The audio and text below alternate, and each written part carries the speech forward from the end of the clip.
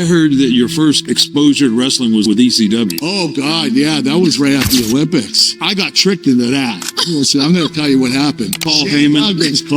He says, listen, Kurt, we have this new wrestling. It's kind of identical to your type of wrestling. It's real. I was like, okay, well, I'm listening. He's like, well, you know, we want you to come to one of our events and be a guest and commentate, because Taz is going to wrestle Little Guido in an amateur wrestling match. I was like, okay, I can commentate that. So I'm watching, you know, the amateur wrestling match, and they're saying the scoring wrong.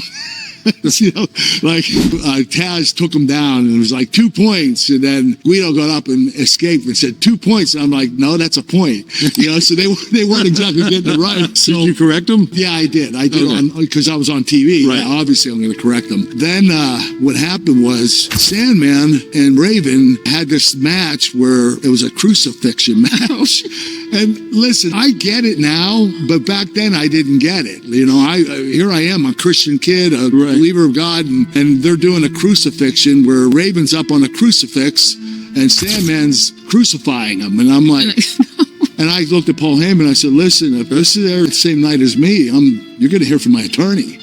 So I just didn't get it back then. Okay. And he knew that I was an Olympic gold medalist, never been in the business. And the first thing I see is a crucifixion. Right. Of course, I'm going to freak out a little bit.